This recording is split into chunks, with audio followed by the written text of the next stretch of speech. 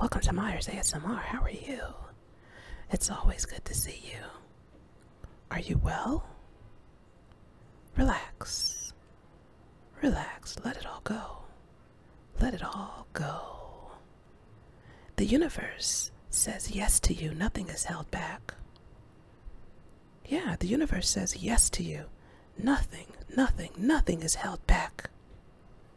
Well, I said yes to a bit of leftovers. I made lentils for lunch, and then yesterday I stopped at a somewhat gourmet market and picked up some prepared food, these chicken strips, and I had some sauce from, I don't even remember when, in the fridge. It smells fine. We'll see. Don't these look delish? I tasted them last night and they just needed a little extra something.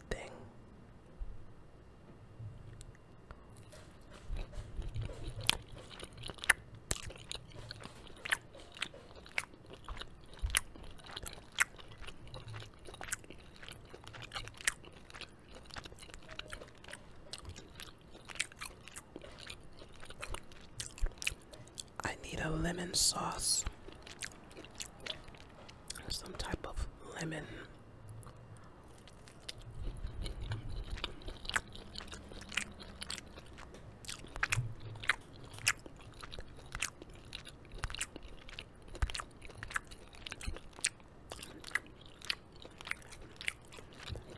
I can't remember where I got this sauce from.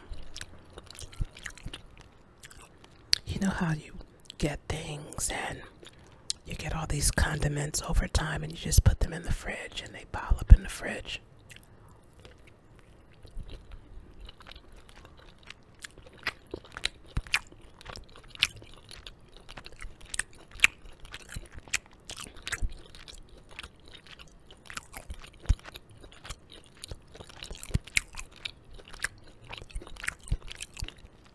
This is my gym wear. In case you're wondering what's up with those earrings, I have lost so many earrings over time, and the one on the left is like the only piece of jewelry I have left from my grandmother, and I just feel so bad that I've lost so much of her jewelry. So I have one earring from my grandmother and one earring from something I bought. So I said, hey, you know what? Similar sizes, I'll mix and match.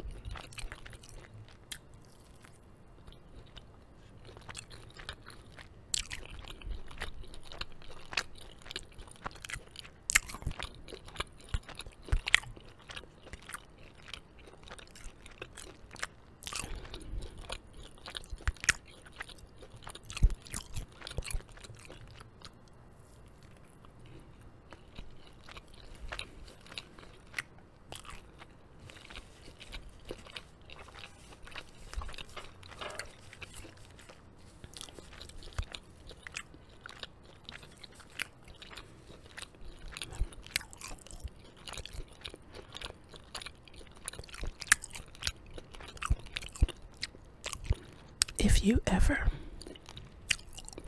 sew tracts of hair into your own hair, you know, weaving, it's probably a good idea to cornrow your own hair first. And after years of doing this, like I knew that, but I was trying to save money. I usually go to the African shop and they cornrow my hair, and then from there I can do different things with it. I can do crochet extensions and yeah, whatever, put wigs on. But I said, you know what? Let me try to braid my own hair. And then I said,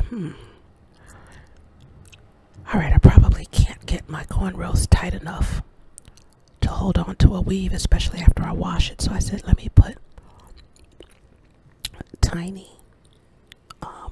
individual braids all over. So I did that. And then I kind of braided those together. I don't know. You know what? Sometimes you live and learn. Yeah, you really live and learn. So it was just chaotic because, of course, I couldn't see what I was doing up here. So I started sewing the tracks down onto whatever, this nest of tiny braids.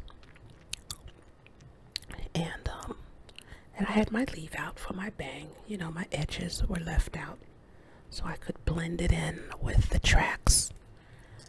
And I put a scarf around the front because, you know, I love my scarves, my colorful scarves, and plus it hid that bump since my own hair was thinner than the weave hair. So once I did all of that, it looked presentable enough. But I think I washed it once. Yeah, because look, homegirl can't go weeks and weeks without washing my hair. So washed it, which probably locked in the weave more with my own hair, so that when it was time to take that thing out, since it wasn't even on a cornrow, it was, oh my God,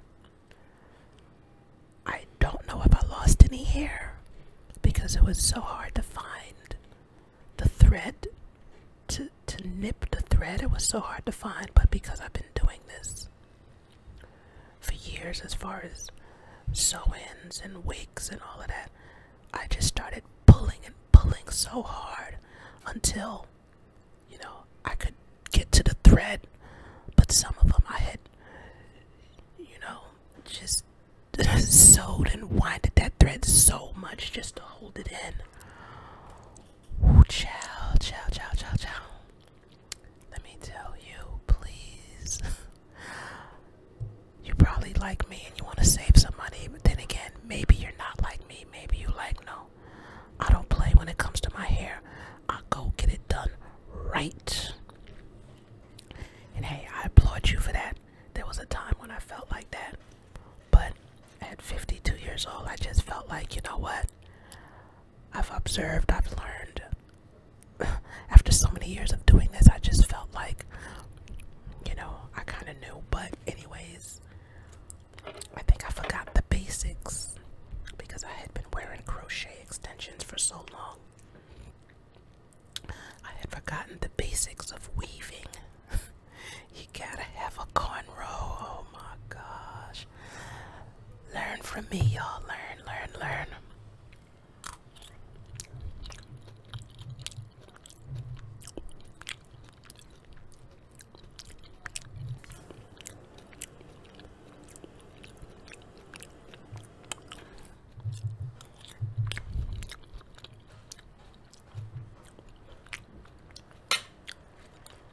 These are lentils that I cooked.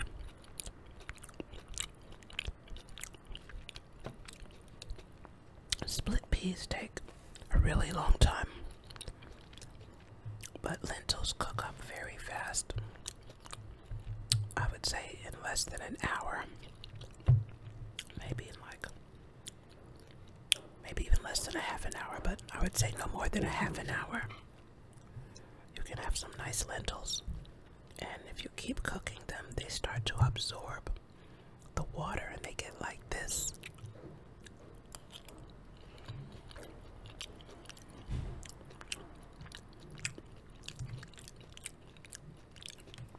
I just added a little soy sauce,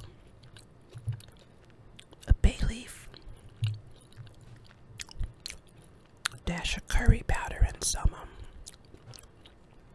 red pepper.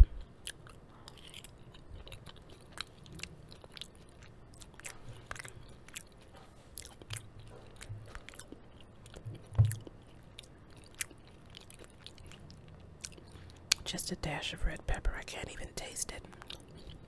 I should have added more so I could taste that kick.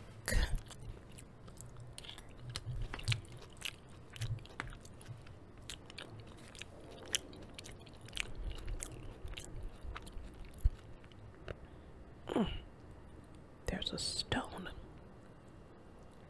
Oh my gosh. Well, that's kind of dangerous.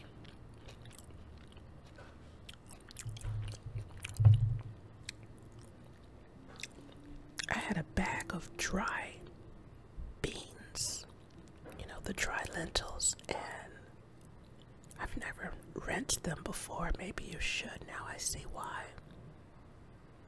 There's actually stone fragments in here. Maybe I should stop eating it, right? Yeah, I think I'm gonna leave this alone. I never experienced that before, but I had heard that it's good to rinse your beans before you cook them for that very reason. But I had forgotten about it. I never did it, and I never ran into that problem. So, be careful, y'all. Rinse your beans.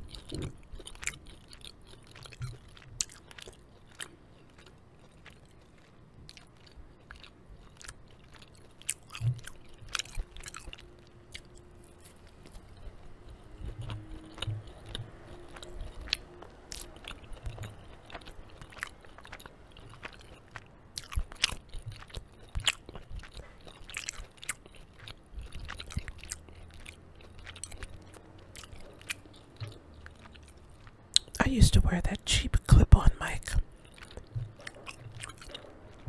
I think this one picks up better. It just doesn't plug into the phone. I guess I'll have to get an adapter.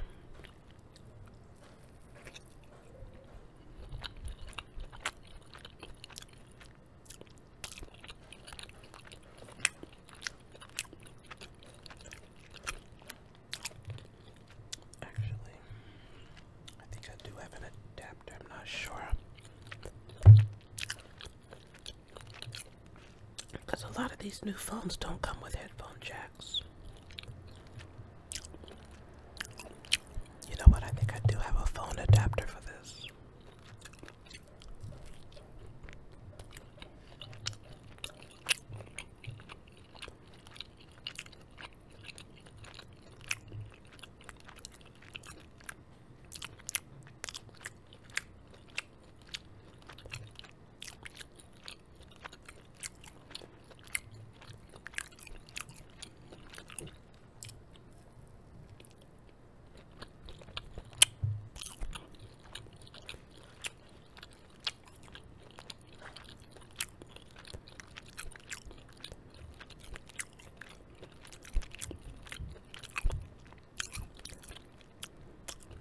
One time someone asked me to talk more about myself, and they like it when I get personal. I have to admit, I'm not much of a talker or conversationalist. I'm not one of those people. I am truly, genuinely a quiet person. I mean, when I get going, of course I can talk, but for the most part, it's just silence.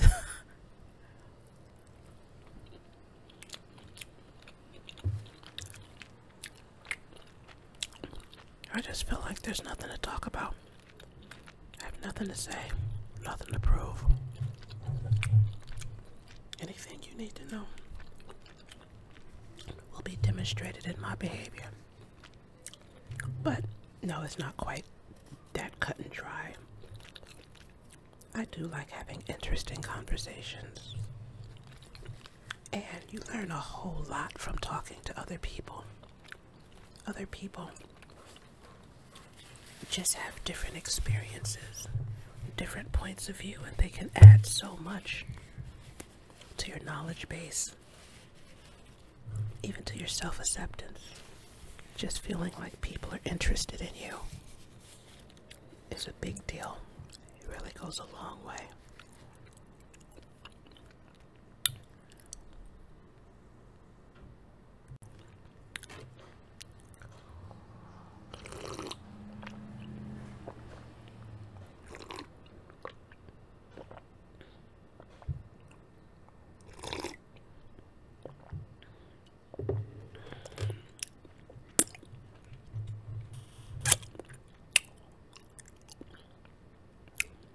I see myself as an artsy bohemian. I probably don't express it as much as you would think I would. Because, oh, excuse me, I'm a clerk by profession.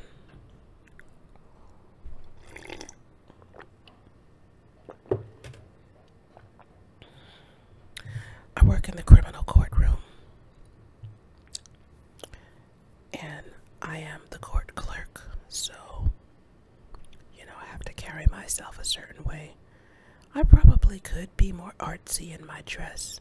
I'm pretty sure that I could, but I also, there's this real preppy, kind of quiet luxury side to me that's also there.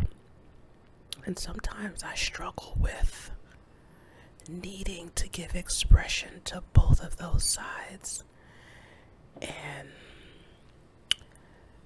to try to express them at the same time in a way that blends nicely can be challenging. I'm pretty sure people must think I'm a quirky dresser. I can just see how the way they look at me with my scarves and my bright colors. And then there are other days when I'm just, Brooks Brothers button-down shirt and white slacks and a scarf around my head, but still, a preppy look. But anyways, I'm just saying all of that just to give you a bit of information about me. So this is peppermint tea, which tastes really refreshing. What else about me? I know a lot of jazz musicians because I grew up with a father who was just so deeply passionate about the music. I mean, I don't think you've ever met anyone this passionate, even more so than a lot of musicians. And people used to wonder why he wasn't a musician himself. I think he just didn't have the confidence in himself, and he probably didn't have the guidance. And I've been dating a jazz guitarist for several years now, and he gave me a couple of guitars, and it just got to the point where I just started taking lessons rather than having these guitars in the house just sitting there. I might as well learn to play them. And let me just say this, picking up an instrument after 50, I suppose, is its own challenge. But when you're working full time and you're tired and you just feel like you don't have a minute to spare, I'm not trying to make excuses, but maybe that's something to do with why my dad never learned to play an instrument, because unless you're just this prodigy who can just pick it up and you just have this higher knowledge or whatever, it takes tremendous, tremendous discipline and motivation. I guess the discipline comes from the motivation and the inspiration. I mean, whew, like judging from the amount of guitarists out there, you wouldn't think it was so hard to play. Let me say this. I think it's hard to play well, and it's not even so much that the strings hurt, because you get past that, but it's learning the notes on the strings and knowing how to go between up and down, and to do it quickly, and to do all kinds of interesting things, you know, bends and hammer-ons, and just making a song interesting. You know, and I find that a lot of amateur guitarists, people who just teach themselves or they just play in the living room, a lot of them focus on strumming, which is the easiest. You know, it's just pretty much open chords. You know, a lot of strumming all the strings up and down, down, down, up, down, up, and that's the easiest thing to do. It's the individual stuff that's the hardest. And then, and I'm still considered a beginner, honestly.